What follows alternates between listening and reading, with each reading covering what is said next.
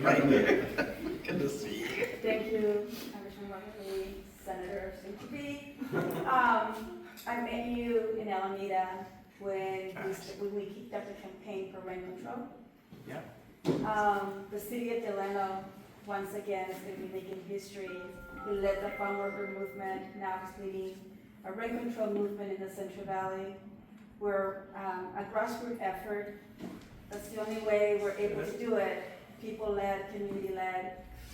So we're pushing for rent control in the city of Delano because our housing crisis is huge.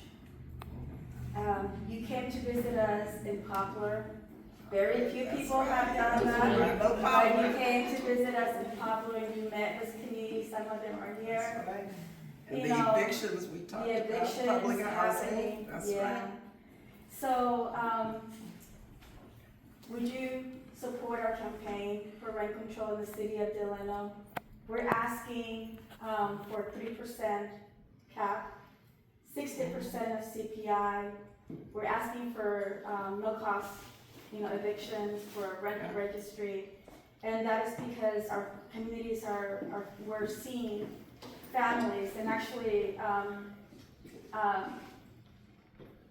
Veronica's at a city council meeting, Veronica's, this is why it's very personal to Veronica and to all of us, but her cousin came up, Humberto Ortiz, and he shared that he was forced to separate from two of his children because he could not afford, and he sent them out of state.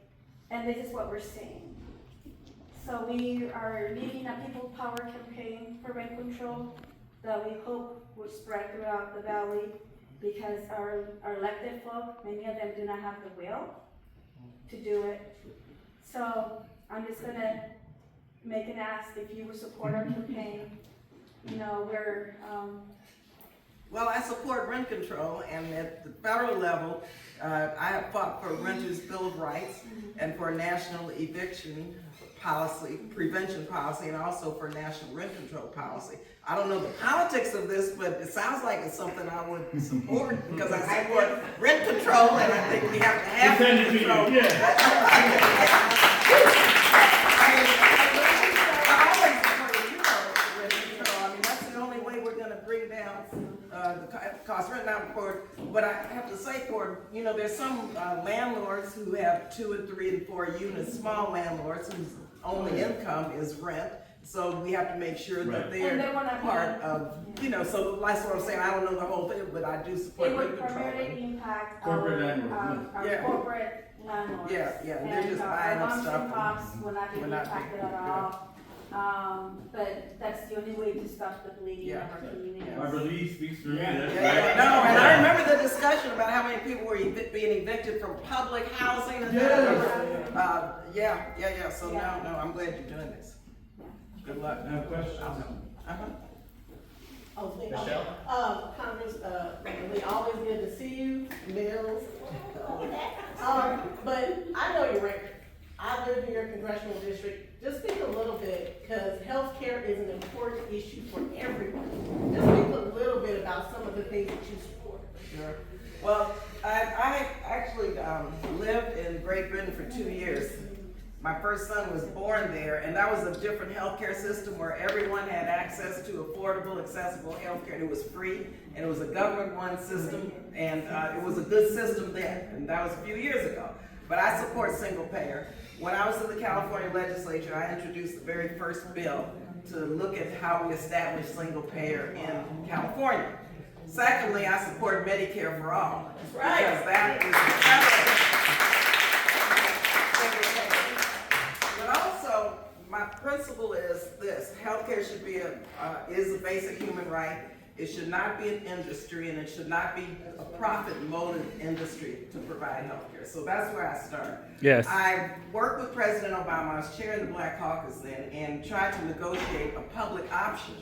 And we couldn't get the votes to do that. Of course, there's some in this campaign who opposed it. But we fought for it, but what happened was the votes weren't there. So I was able to help negotiate a waiver for states if states decided they wanted to set up a single payer, which hopefully California will, then the federal government would provide a waiver for that. And so at least I got that much done. But I also am the chair of the Health Task Force for the Asia Pacific American Caucus. And what I do is, okay, we have a tri-caucus, the Black, Asia Pacific American Caucus, Hispanic Caucus. So we rotate on who introduces the Health Equity and Accountability Act. I was able to get a lot of that closing health disparities into the Affordable Care Act, but we still have a long way to go. So I have introduced this year for the Tri-Caucus, and that is a bill that addresses specifically culturally and linguistically appropriate healthcare services and mental health services, and all of the issues around food as medicine, issues around diabetes, issues that disproportionately impact people of color. We have included in that bill, which a single payer, of course, would cover in Medicare for all. Yes. And finally, let me just say, a lot of people don't know this, but again, experience. In the height of COVID, I had to fight Democrats to say, no, we're gonna target Black and brown communities where people are dying disproportionately. So I was able to get about 60 billion. You may have remembered farm worker clinics, community clinics, hiring people from the community as trusted messengers. Well, that was my work. I was able to target and had to fight with everybody, but I got it done. And so, Yes.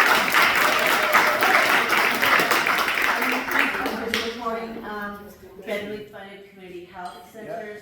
I'm on the board of one for 10 years. We have 40 clinics in 4 counties, and some of the smallest rural communities where people do not have health care, we keep our sliding fee scale low so that people can see a doctor, or Medicare, Medi-Cal, whatever, but we all get the same quality. We depend on you because now we also have voted right for healthcare workers to get $25 because we know it's a skill to work, and we want to keep people working in our own communities, not moving on.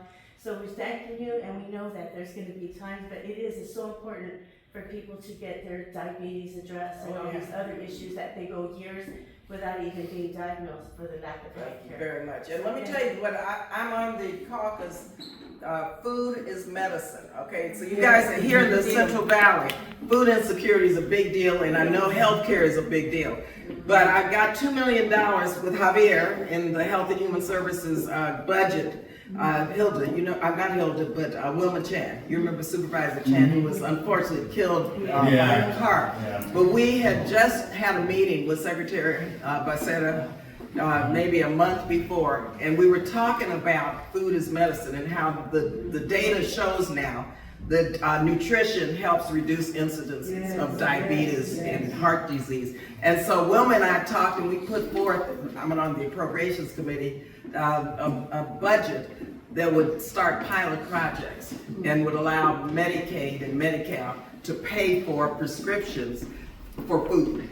So to use food as medicine. So that's what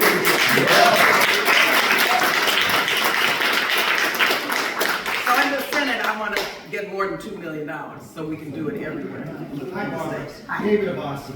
I am the only progressive candidate that's running for Kern County Supervisor, District 5. And I have 2 quick questions for you. One is, would you support a 2-state solution as a condition for any more aid or any type of assistance for Israel, and kind of bake that into the equation? And 2 is, would you promote some kind of a law here in the state that prevents corporations from gobbling up all the residential properties? Yeah. And that's extremely important because these big corporations are buying up property and then they're renting them or selling them and gouging people. And so yes, there are bills and policies that I'm supporting that would stop that from happening. Secondly, on 2-state solution, it's a policy of the United States to, so far, that Israel, the only way that the Palestinians and Israelis can live side by side with peace and security is through a 2-state solution. But I have to tell you, a lot of Palestinians now don't support a 2-state solution, and neither, well, you know Netanyahu doesn't. but it's still the policy of the United States. And I was, when we were in the majority, the chair of the subcommittee on appropriations that funds the Palestinian Authority, that funds Israel's economic assistance, and that funds all of the Middle East diplomacy, development, what have you. So settlement expansion was a big issue. Settler violence is a big issue. So there are a lot of issues that should be conditioned in terms of the U.S.'s commitment to military armaments. And for instance, when you look at our policies on human rights, every country has to comply with certain policies if they want to purchase or receive weapons from the United States. That doesn't exempt any country. That should be a criteria. So there's a lot of criteria that we have to hold every single country, including Israel, accountable for if in fact tax dollars are going to be spent. I was able to just recently, about a couple of months ago, got word that the administration was about to transfer weapons to an organization that the settlers were part of. And myself and another member wrote to the administration, and we called and we stopped that from taking place.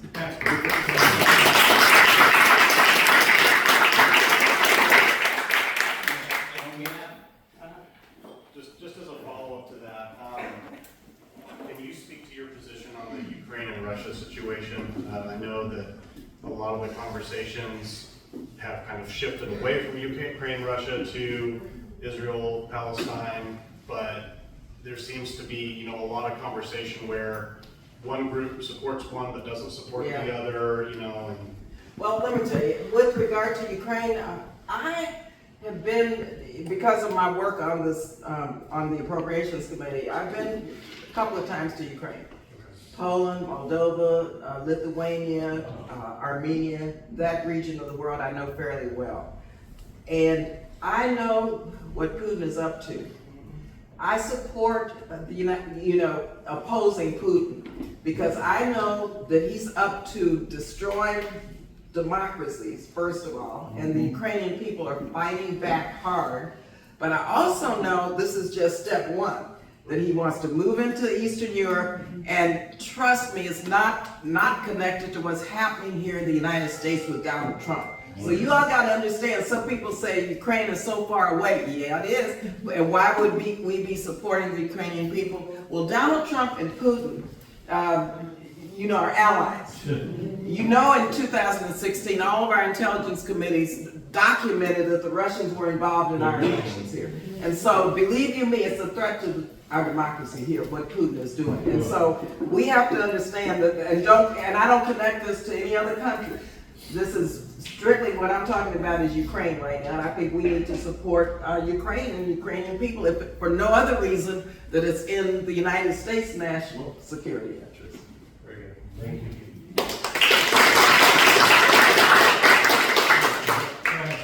Hi, back to housing. The real estate board is the entity that decides the rate and the prices of housing. And here in the Central Valley, they've never met their affordable housing needs year after year after year after year. But they always find a way to meet their high-end homes, which drives the price of housing up.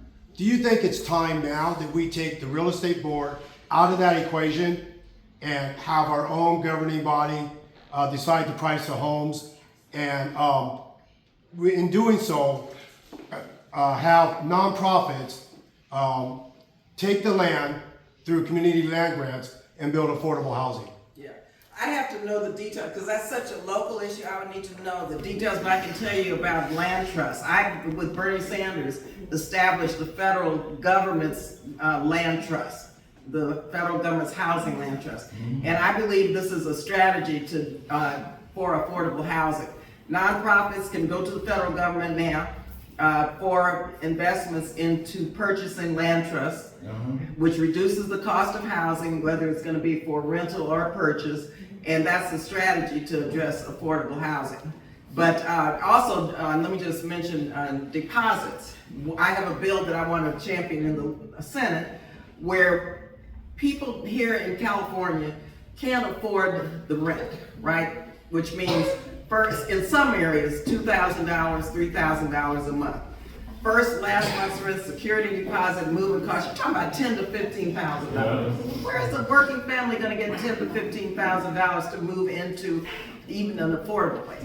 So what we need to do is make sure that HUD has a revolving fund where people who want to take care of their families and have a place to live can go to that revolving fund and apply for that $10,000 to $15,000 so that they can move into a decent place, okay? That's affordable, and then at the end, they pay that back. It's a revolving fund. So there are ways the federal government can weigh in, so I'm not so sure about the local issues. But I do know at the federal level, we would need to support a lot of changes at the local level. Thank you. We have more questions from folks? I think, how much more time do we have, Robert? About 10 minutes. About what? 10 minutes. 10 mintes, okay. Any other questions from folks? Actually, Oh, go ahead. Oh, wait, actually, let's go with, let's go first. That's what you have. Is the continuing growth of NATO and its encroachment of, Russia and surrounding of Russia, saber rattling around war with Russia, with China, when we have more military bases around the world surrounding China and Russia than they have anywhere in the world? Where is our responsibility for our military footprint globally? Where does that sort of come into place for excuses that we seem to be giving people like Putin to be antagonistic towards us because, again, we're saber rattling and trying to make war with people and places like Russia and China and Iran, who the people have no control over their government, just like we don't have control over ours and what they do. I believe in global peace and security, and I also know that every country has to have a national security strategy. But I also know that, and I'm gonna give you one example, I have the legislation to say no permanent bases in Iraq. I mean, I think there's strategic places where the United States, should we support NATO, where we should be, but not necessarily to be saber rattling, but to be, and I worked for a member of Congress, Ron Dellums, who was the first African-American chair of the Armed Services Committee. And we talked about how you utilize our military to help local communities, to help prevent wars, what we do during emergencies. So I'm not against having bases, but we have to know what we're up to, what the mission is, and have the strategic national security goals of peace and security. And that's what to prevent wars from taking place.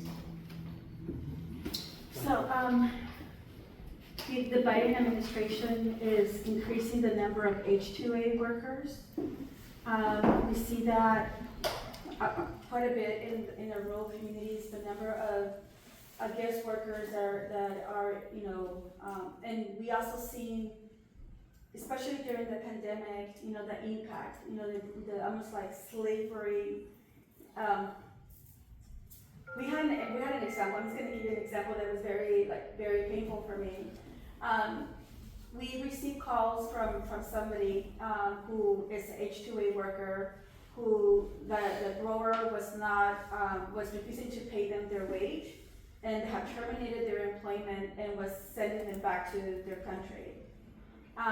And that was 28 people that were staying in Porterville. And it was a motel that had like 400 something units. In each room, we documented had from the highest number was 19 people in a single room during the time of the pandemic. So we were able to pass a cell phone where we were able to get information from the workers. And and they're guarded, there's security, and it was very difficult for us. So we reached out to OSHA. We wanted to see who had jurisdiction over the H-2A, and we were just throwing back and forth. Eventually we were told that it was the city of Porterville who was responsible for that. But what we saw is during the pandemic, when we returned, everybody was moved, and then each door had signs that there was like hazardous material and all of that. All of that was happening during the pandemic. And so what we're seeing in our community is that they're not treated with dignity, you know, and the narrative that is being thrown is that there's no workers here, which we know that is not true. You know, we know that our workforce, they actually had a decrease on their harvest season, you know, where it used to be 9 months, now it's 6 or 3 months. You know, so there's been a decrease of their harvest season, but the narrative that is being conveyed is that there's no workforce, and that the workforce that exists, they don't want to work in the fields, and that is not what we're seeing. So, you know, we know that the Biden administration is increasing the numbers. I think we saw an article that came out. And I would actually just hear, like, what do you feel about H-2A workers, and, you know, and do you feel that is a solution to address the need of our communities? Because we've worked with this communities, and what we're seeing is totally different of that narrative that is being conveyed. And it is, I mean, they're being treated like, you know, as you know, in a very harsh conditions. I can, Bob, you don't mind my. I was gonna say that this is a fight that we've had over the years, when I was looking at farm workers. And the way that we stopped the H-2A workers is that we had a press conference with the local workers. And they said, we're here, we don't need the H-2A workers, because the Department of Labor has to certify that there's a labor shortage. Before they can bring them in, okay? So that takes organizing the workers themselves, and like I said, have a press conference and say, we have the workers, they're right here, visibly here, they're local workers, they're willing to do the work, and we don't need any H-2A workers, but you gotta find out, and go to the Department of Labor, find out what area they've been certified for, and go to that area, talk to the local workers, and have them come and say, we're here. We don't need additional workers, that's where we stop it. The Department of Labor is the one that certifies. That's right. The federal Thank Department of you, Labor. Doris. Yeah, because they're supposed to certify that before any new worker, any H2A or any other worker can come into especially into agricultural areas. Also, there's a Farm Worker Protection Act that's being worked on now. And something that you ought to look at also to see if that would help address this. But Dolores is right, you have to be certified first, and the federal government, Department of Labor, should do that and make sure that there are no local workers, no workers here that they are displacing. But would you support that increase of it? I mean. Well, no, I think if there were workers that are being displaced, then no, they should not displace or increase any workers, because if they're workers already here, then they should not be displaced. And if they are displaced, have been displaced, then they can be compensated financially for the loss of their work, okay? They can be, all the time that they lost work, because they have H-2A workers there, working in their place, that they can get money for all of that time that they lost work. And so we talk about that. Okay? I would love to, Dolores, because it's, Because this is a continuum. it's actually, the conditions are so dire. And this was happening during the pandemic. You know, where there's like, we have security that we couldn't, you know, there came a point that we were escorted out, and, you know, and it doesn't feel, you know, right. That is not what we represent, you know, that we aim, you know, our values. And We're undermining our communities. Well, it's not right. it's not right. It's that the dignity of our, you know, and it But just. the law is on our side.